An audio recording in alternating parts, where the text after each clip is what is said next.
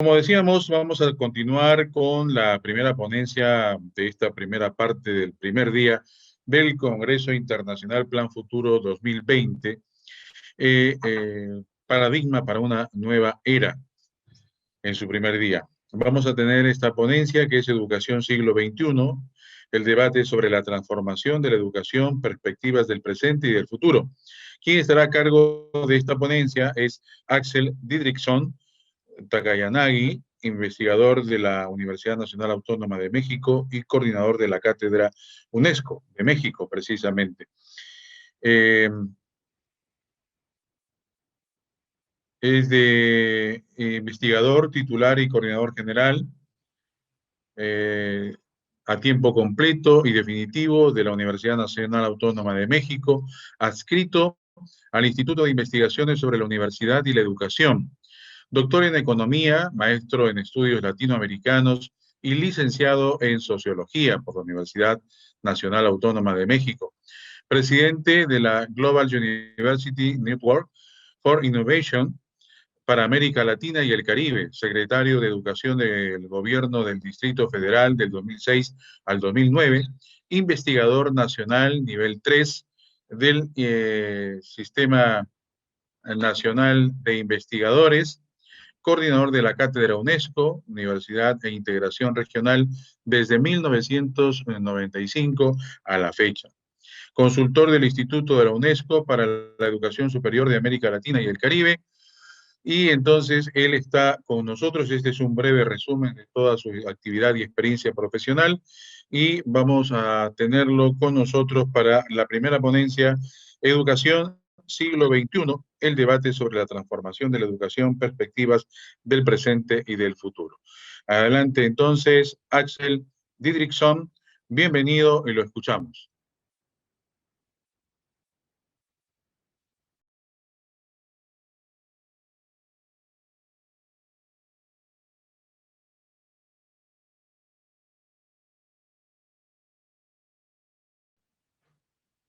Bien, parece que no tenemos todavía la comunicación con Axel.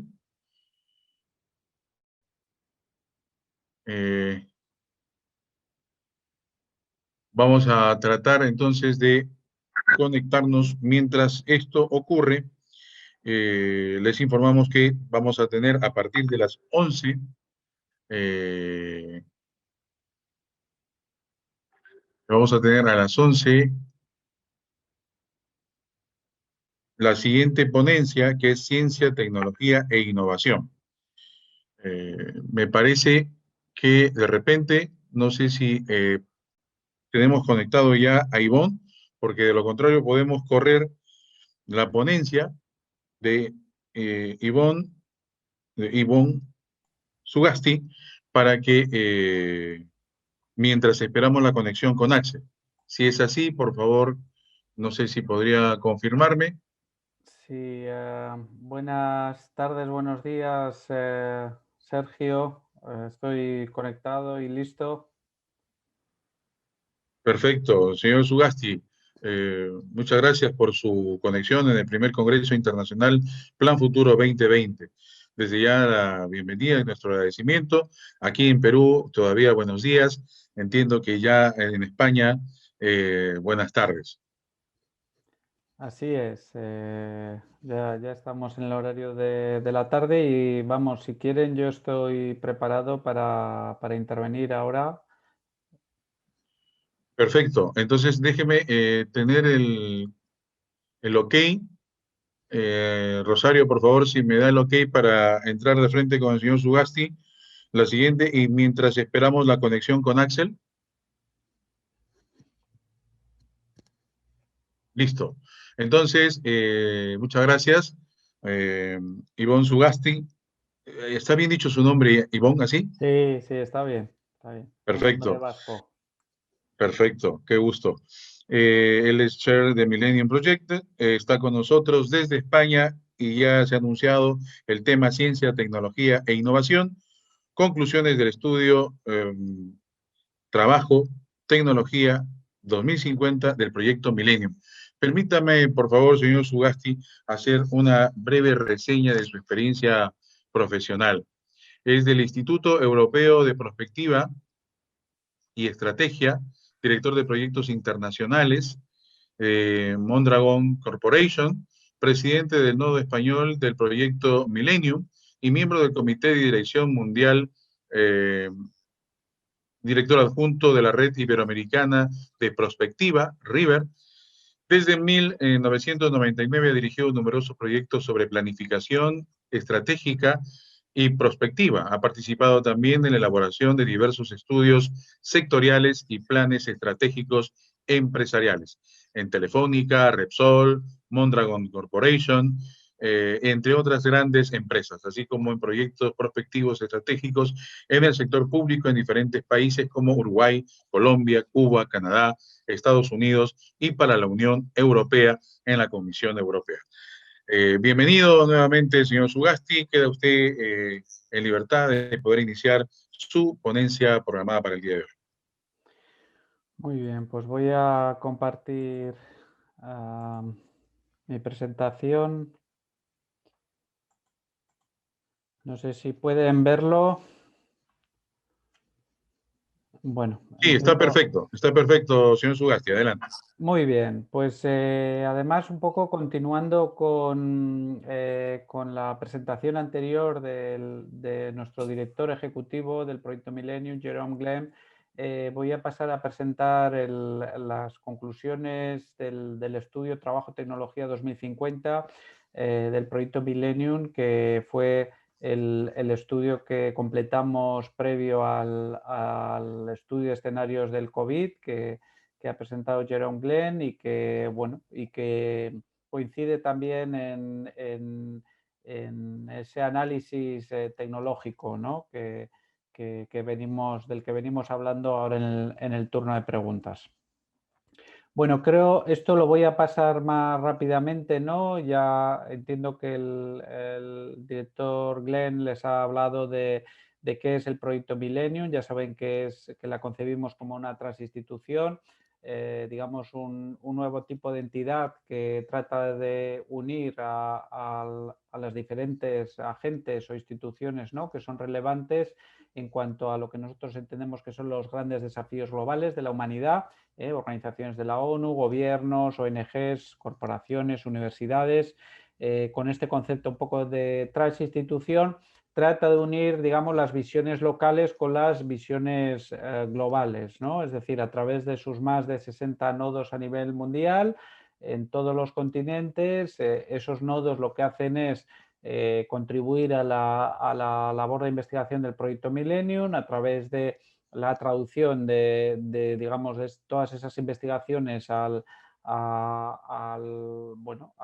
contexto local, y a su vez tratando también de aportar, digamos, sus visiones locales, nacionales, regionales a esas visiones globales que pone en conjunto el proyecto Millennium, ¿no?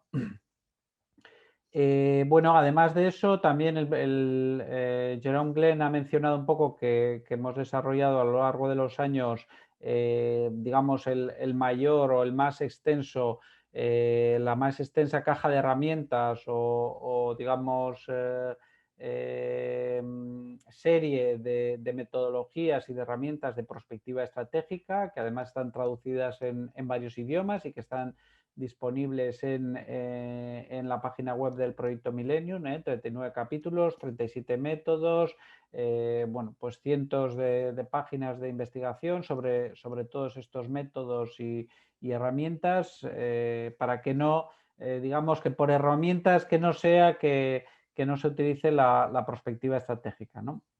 Y como también comentaba Jerome Glenn recientemente, ¿no?, y hablando de inteligencia colectiva, bueno, a lo largo de los años todo ese conocimiento que ha ido generando el proyecto Millennium lo hemos concentrado, digamos, en un sistema de inteligencia colectiva en formato digital, donde no solo este sistema actúa como repositorio del proyecto Millennium, de toda su documentación, de todos sus informes y productos que se han generado a lo largo de los años, sino que también tratamos de generar una plataforma en la que las personas expertas pueden interactuar en tiempo real y generar un conocimiento nuevo sobre esos grandes temas de investigación que trabajamos en el proyecto Millennium vinculados a los 15 desafíos globales, ¿no? Y que les invitamos también a que visiten a través de la página web del URL que aparece ahí en la parte superior de la pantalla, ¿no? Bueno, también como explicaba el profesor Glenn,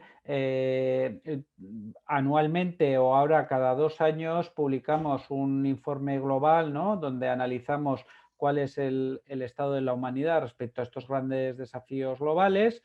Y además de esos capítulos donde analizamos cuál es la situación, solemos incluir unos capítulos adicionales donde analizamos un poco una serie de temáticas relevantes que estamos investigando en cada caso, ¿no? Por ejemplo, esta vez sería la investigación sobre el futuro del trabajo y la tecnología al año 2050, que en el informe El Estado del Futuro 19.1 aparece dentro del capítulo número 4 y que, bueno, pues que está disponible también en la página web del Proyecto Milenio, ¿no?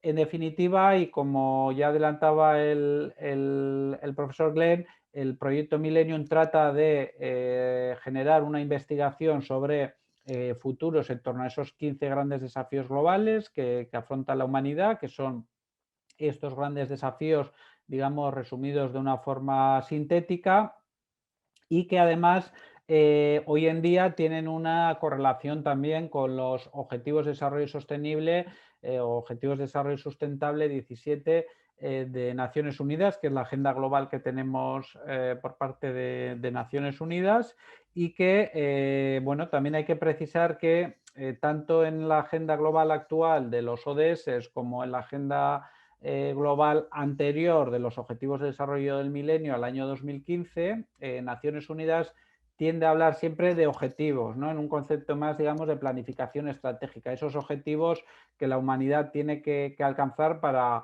mejorar su bienestar, ¿no? En el proyecto Millennium, desde una perspectiva, digamos, más de futuros, de prospectiva, lo que hablamos son de desafíos globales. Entendemos que hay una interrelación entre esos 15 grandes desafíos globales y que además no son un mero objetivo, una meta que nos marcamos, sino que es algo a más largo plazo donde la humanidad realmente tiene que hacer una reflexión profunda y tiene que entender cómo tiene que poner en marcha unas grandes transformaciones para, digamos, responder a esos 15 grandes desafíos globales, ¿no? Bueno, esos 15 grandes desafíos globales se han resumido anteriormente, pero bueno, pues fundamentalmente responden a una serie de preguntas, no son meros objetivos, como decía, ¿no? Pues en el primero de los casos, ¿cómo puede alcanzarse el desarrollo sostenible para todos y todas? ¿Cómo puede tener todo el mundo suficiente agua limpia sin conflictos? Etcétera, etcétera, ¿no? Estos desafíos globales al final responden a grandes preguntas, a grandes retos que se marca la humanidad en las temáticas que hemos mencionado anteriormente y que son un poco las que nos deberían de ayudar, digamos, a definir esa agenda global en la que tenemos que responder de forma global y de forma global, ¿no? También ha mencionado Jerome Glenn al final de su intervención que en general en el proyecto Millennium, si analizamos los datos con cuidado, somos optimistas, tenemos razones para ser optimistas, la humanidad está mejorando de forma acelerada y él citaba además el dato de las personas que viven por debajo de los umbrales de pobreza y claramente vemos que en las últimas décadas esos datos han mejorado de forma sustancial, ¿no? Si hace 3 décadas, ¿no? O en los años 80 estábamos hablando en torno a 1.500 millones de personas viviendo por debajo de los umbrales de pobreza, hoy en día ya estamos hablando en torno a 800 millones de personas. No es verdad que el COVID es probable que, digamos, empeore esas cifras algo coyunturalmente, pero de una forma estructural se está produciendo una mejora fundamental, ¿no? Y en el proyecto Millennium también decimos, bueno, lógicamente tenemos razones para ser optimistas, pero no para caer en la ingenuidad, ¿no? Y por eso decimos que hay que dejar claro dónde estamos ganando, ¿no? Por ejemplo, pues que estamos viviendo cada vez más tiempo, tenemos una vida más saludable, estamos reduciendo la pobreza, como decía, tenemos más bienestar, una mejor educación, acceso a recursos de agua, la eficiencia energética está mejorando, está reduciéndose la mortalidad infantil y está aumentando de forma clarísima el número de usuarios y que tienen acceso a Internet de forma global, pero también es verdad que estamos empeorando en otros temas claves, ¿no? En otros desafíos, como son fundamentalmente todo lo relacionado con el medio ambiente y la sustentabilidad, ¿no? Es decir, somos más personas que vivimos en un mundo donde cada vez consumimos más, pues lógicamente, en la medida en que no seamos capaces de digamos, transitar hacia un nuevo paradigma de producción-consumo, pues estamos teniendo un impacto cada vez mayor en nuestro entorno, ¿no? Y también surgen otros temas de preocupación como hablábamos pues, en torno al tema del terrorismo, corrupción y, por supuesto, en cuanto al crimen transnacional organizado, que es un desafío muy importante en América Latina, como ya saben. Y más allá de estos desafíos, bueno, en el proyecto Millennium decimos, no solo vamos a diagnosticar cuáles son los problemas, sino desde un punto de vista global y desde un punto de vista de los desafíos globales y de la perspectiva, cuáles pueden ser las soluciones sistémicas, ¿no? Es decir, cuando hablamos del desafío del acceso a los recursos, de la seguridad alimentaria, del agua, de la energía, ¿cómo podemos dar respuestas? Pues, por ejemplo, con soluciones como la alimentación sin animales, o la carne sin animales, como se suele decir, meat without animals. Bueno, cómo se pueden generar nuevas soluciones tecnológicas para tratar de producir alimentos sin que generemos, por un lado, pudiendo garantizar la seguridad alimentaria, pero además sin poner en peligro el cambio climático y reduciendo las emisiones de gases de efecto invernadero, ¿no? Bueno, pero esto es un poco el preámbulo y sobre todo me centro ahora un poco en lo que es la principal investigación que tenemos en marcha y de la que les vengo a hablar hoy, relacionado con el futuro del trabajo y la tecnología al año 2050. Bueno, el punto de partida de esta investigación es que bueno, pues estamos viviendo un nuevo sistema económico, ¿no? Lo que llamamos una inevitabilidad de la nueva economía. Se está produciendo una concentración de la riqueza que viene creciendo año a año. Las diferencias de ingresos son cada vez mayores también. Esa es una de las paradojas que tenemos, ¿no? Es decir, estamos reduciendo la pobreza por un lado a niveles históricos, pero por otro lado esas diferencias de ingresos entre diferentes colectivos están aumentando, ¿no? Se está produciendo un crecimiento económico sin generación de empleo, como lo conocíamos en el pasado. La rentabilidad de la inversión en capital y en tecnología generalmente es mejor que la realizada en personas, eso también es un hecho, nos lo dicen los datos, y las tecnologías futuras pueden reemplazar a gran parte del trabajo humano y el desempleo estructural a largo plazo es un escenario tendencial posible, ¿no? Entonces, la pregunta es, ¿qué hacemos a partir de ahora, ¿no? En este gran debate que tenemos sobre el futuro del trabajo y la tecnología? Tenemos y desde el proyecto Millennium se han definido, ¿no? En contraste con expertos a nivel mundial, una serie de tecnologías, ¿no? No solo la inteligencia artificial que definirán el futuro del trabajo en las próximas décadas. Por supuesto, hablamos de la inteligencia artificial y ahora comentaré brevemente, ¿no? Con sus diferentes tipologías, la robótica, la biología sintética, la ciencia computacional, la analítica cloud, la realidad artificial y aumentada, la nanotecnología, el Internet de las cosas, la computación cuántica, la telepresencia, el aumento de la inteligencia, otra vez la inteligencia colectiva, como comentábamos anteriormente, el blockchain, la impresión 3D, 4D, los drones, los vehículos sin conductor, la tecnología consciente y, muy importante, esa posible sinergia entre todas estas tecnologías que nos puede llevar a pensar o a imaginar escenarios que, bueno, en estos momentos la humanidad no podría llegar a imaginar, ¿no? Esa combinación realmente es la que nos debería hacer pensar en que se puede producir una evolución que no sea realmente lineal, sino que las tecnologías empiecen a experimentar ya o empiecen a acelerar de forma que se produzca un desarrollo exponencial de esa combinación de tecnologías, ¿no? Y que nos haga pensar en cosas que hoy en día nos parecen impensables, ¿no? Bueno, hay que dejar claro también que, y desde el proyecto Millennium lo teníamos presente desde el principio de esta investigación, hay diferentes tipos de inteligencia artificial.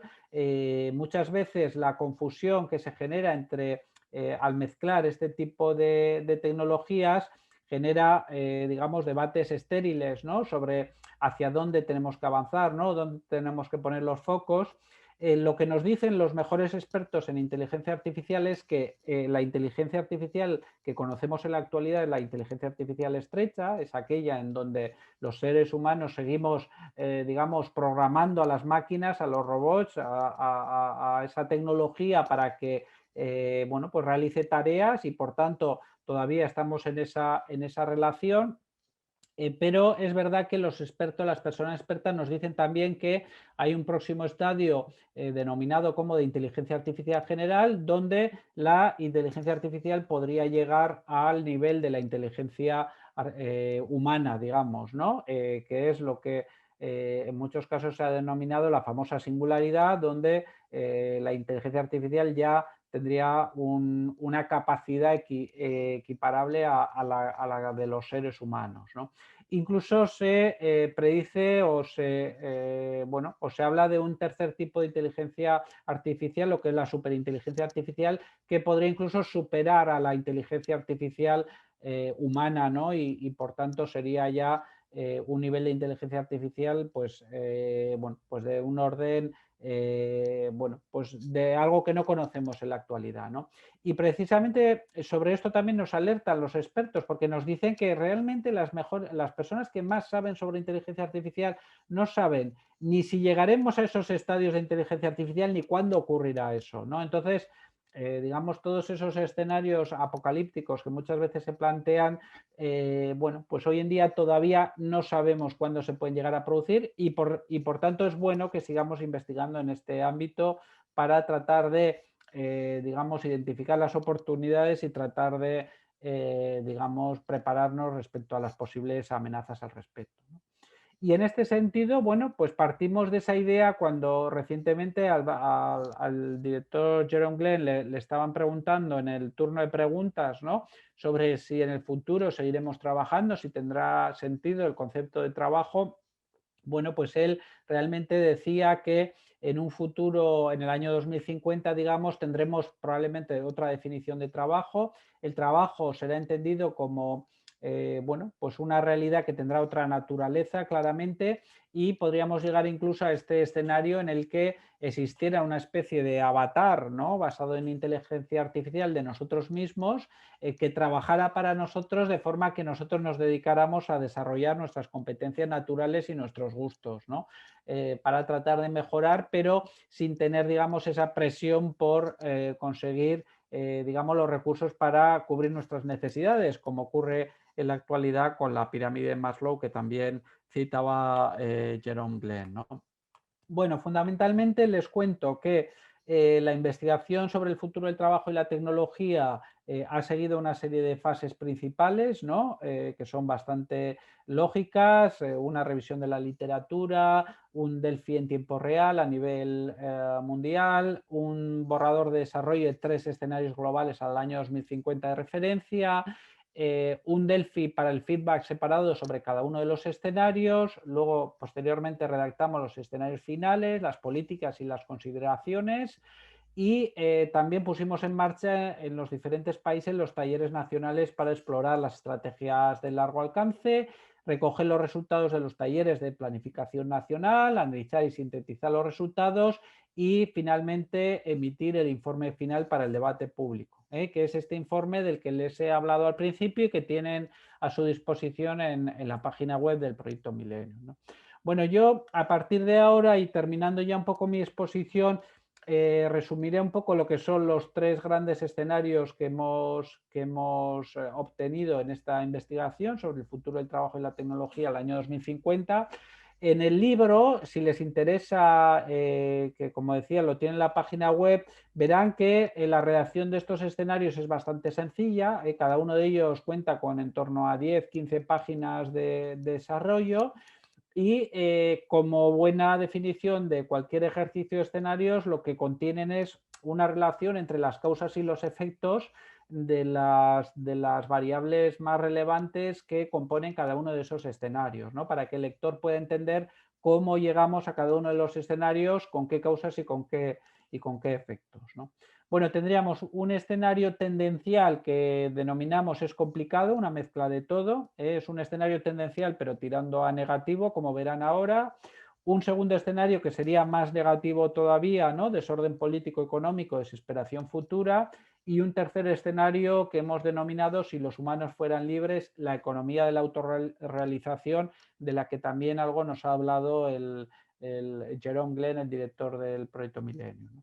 Antes de empezar con los escenarios, les contaré también que lo que hicimos en esta investigación fue una distribución de lo que es la población en edad de trabajar para cada uno de esos tres escenarios y en función de los cuatro grandes grupos que tenemos para la población que está en edad de trabajar, ¿no? Porque realmente podemos ser o empleados o autoempleados o empleados por cuenta propia, digamos, desempleados o en transición o ser personas que estamos en la economía informal, es decir, que estamos trabajando pero que, digamos, no estamos cumpliendo nuestras obligaciones con la sociedad, ¿no? Entonces, en estos tres escenarios y para cada uno de los cuatro grupos, como verán, tenemos una distribución de la población muy diferente. En el escenario más tendencial es una distribución más equilibrada entre los empleados y los autoempleados, pero en el escenario negativo, digamos en el 2, tenemos un crecimiento sobre todo de lo que es el colectivo de los desempleados y de la economía informal, y en cambio en el escenario más positivo tendríamos un aumento sustancial del empleo fundamentalmente a través del colectivo de los autoempleados, ¿no? Porque realmente se genera esa economía autorrealizadora, ¿no? Digamos, de la que estábamos hablando anteriormente. Bueno, el escenario número 1 es complicado, una mezcla de todo. Como decía, este es el escenario tendencial. Tenemos una proyección tendencial, como se suele decir, business as usual. Una aceleración creciente del cambio con inteligencia y estupidez. Bueno, pues porque fundamentalmente se entiende que la tecnología, bueno, buena parte de la humanidad entiende que es una amenaza y por tanto trata de oponerse a su desarrollo y no aprovechar esos cambios tecnológicos como oportunidad, digamos, ¿no? Hay una adopción irregular de la tecnología avanzada. En este escenario sí que hay países y estados y gobiernos que realmente se adaptan a este cambio tecnológico y lo convierten en una oportunidad frente a otros casos que lo consideran una amenaza y que tratan de oponerse y no adaptarse a ese cambio tecnológico de forma que sufre más las consecuencias que digamos, los beneficios, ¿no? El principal crecimiento del empleo se produce en las industrias biotecnológicas, sobre todo en esos países que tratan de aprovechar las oportunidades, y en general se produce un alto desempleo donde los gobiernos no crean o no llegaron a crear estrategias de largo alcance pues en temas claves como son la educación, la tecnología, la ciencia, bueno, pues las políticas empresariales, etcétera, etcétera, ¿no? Se produce un éxito parcial, solo limitado, de la aplicación de los modelos de renta básica universal y en general estamos hablando de un escenario donde las corporaciones gigantes crecen más allá del control gubernamental, como también estaba mencionando Jerome Glenn, en un mundo 2050 de gobierno, corporaciones, virtual 3D y multipolar en general, ¿no? Bueno, en el segundo escenario, desesperación futura, desorden político-económico, tendríamos un bloqueo político que incrementa la polarización social e impide la toma de decisiones, es decir, hay un bloqueo general que no anticipa el futuro.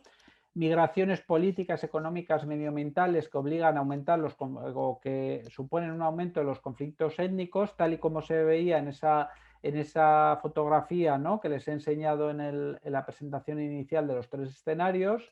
Los gobiernos no anticipan los impactos de la inteligencia artificial general. Recuerden que es ese segundo estadio de la inteligencia artificial, es decir, se quedan en la inteligencia artificial estrecha y no adoptan estrategias para afrontar el creciente desempleo masivo, ¿eh? Además, tienen una actitud, digamos, reactiva, ¿no? La explosión del desempleo en los años 2030 lleva a un desorden político en los años 2050, es decir, que esto es un proceso gradual. Los sistemas financieros no pueden soportar el envejecimiento, se producen crisis financieras agudas y además el orden mundial se ha deteriorado en una combinación de estados-nación, megacorporaciones, milicias locales, grupos terroristas y crimen organizado en general, ¿no? Bueno, y por último nos vamos al escenario número 3, si los humanos fueran libres, la economía de la autorrealización, donde los gobiernos anticipan los impactos de la inteligencia artificial general, es decir, que sí que aquí hay un proceso previo de reflexión y de anticipación de lo que podría llegar a ocurrir. Se realizan investigaciones extensas sobre cómo implementar sistemas de renta básica universal. Bueno, pues se considera que es un tema clave y no solo se apuesta por ello, sino que bueno, pues se realizan trabajos e investigaciones previas para garantizar cómo se puede hacer un sistema de estas características viable, ¿no? en un nuevo escenario del mercado de trabajo. La inteligencia creciente se convierte en un objetivo de la educación, algo en lo que también ha mencionado Jerome Glenn anteriormente, ¿no? Es decir, este es un objetivo que nos tenemos que marcar en cualquier país o a nivel global como humanidad. Se promueve el autoempleo, que también lo comentábamos en esa distribución de las cifras de empleo en los 3 escenarios. Y por último, los artistas, los referentes mediáticos y del entretenimiento contribuyen al cambio de la cultura del empleo a la economía de la autorrealización. Es lo que solemos traducir con la idea de decir no tanto buscar un empleo, sino buscar mercados para desarrollar tus habilidades y tus capacidades, ¿no? Bueno, en suma, estamos hablando de estrategias que hay que desarrollar en 5 grandes ámbitos: en ciencia y tecnología, en gobierno y políticas públicas, en empresa y trabajo, en cultura y arte, por supuesto también, y en el ámbito de educación, que es algo absolutamente fundamental, ¿no? No solo estamos hablando de las clásicas actuaciones STEM, como se suele hablar en muchos congresos y eventos, sino que esto requiere una visión absolutamente integral para poder anticipar esos escenarios futuros de una forma exitosa, ¿no? Bueno, en sentido global estamos ya formulando estrategias y acciones a nivel nacional, a nivel regional y a nivel global, y todas estas acciones están agrupadas en esos 5 ejes y bueno, pues que además algunas de ellas están siendo evaluadas y están siendo se están sugiriendo nuevas acciones. Hay un trabajo muy importante por parte de los diferentes nodos del proyecto Millennium en esta reflexión. Y bueno, pues les dejaré aquí, pero ya no me voy a meter, digamos, con el desarrollo o el ejemplo de las estrategias a largo plazo o acciones que estamos proponiendo, ¿no? Tanto a nivel de los nodos como a nivel global en cada uno de estos 5 grandes ámbitos. Aquí tienen una serie de ejemplos en educación, en gobierno y gobernanza, también en empresas y trabajo, cómo deberíamos responder como humanidad, como gobiernos a este desafío, a este gran desafío de la humanidad, ¿no? En cuanto al futuro del trabajo y la tecnología. También en ciencia y tecnología, ¿no? Cómo diseñar estrategias nacionales de ciencia y tecnología que tengan esa visión a largo plazo. Y por último, en cultura, artes y medio, en arte y medios, bueno, pues en cuanto a todo el componente cultural para poder afrontar esta gran transformación, ¿no? Y por mi parte no me quería extender más para, bueno, pues ya abrir el turno de preguntas y estaré encantado de responder a sus consideraciones y preguntas en torno a este tema, en torno al proyecto Millennium.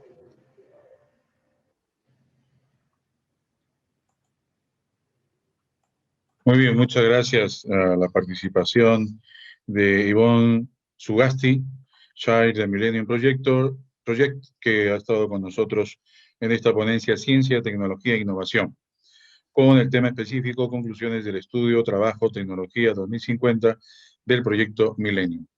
Estamos, aunque un poco con el tiempo muy apretado, no sé si hay alguna pregunta para Ivonne. De todas maneras, Ivonne, muchas gracias por su participación, muy reconocidos por los aportes hoy compartidos y estamos seguros que se van a ir formulando preguntas en el desarrollo del Congreso. Muchas gracias. Claro que sí. Muchas gracias, Sergio. Que esté muy bien.